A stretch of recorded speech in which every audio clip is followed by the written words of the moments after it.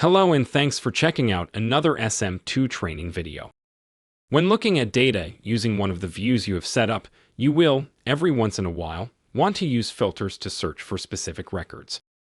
So, let's check out how filters work in SM2.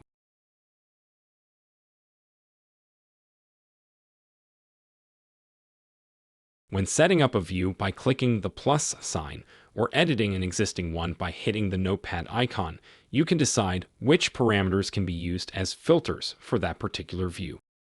The Filtered By tab above the Selected Parameters section in the bottom half of the Edit panel will allow you to view and modify the parameters by which the data may be filtered.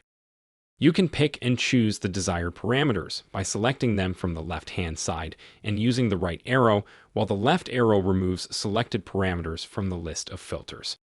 Note that you don't have to stick to the parameters making up the columns of your view.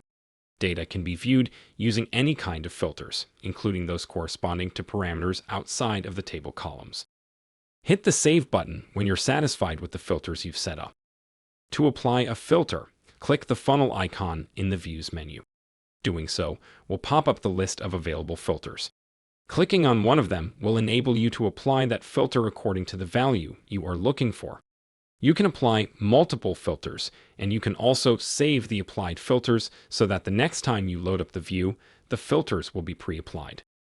Once you are done, click the Play button near the top right corner of the Filters panel to display the filtered data.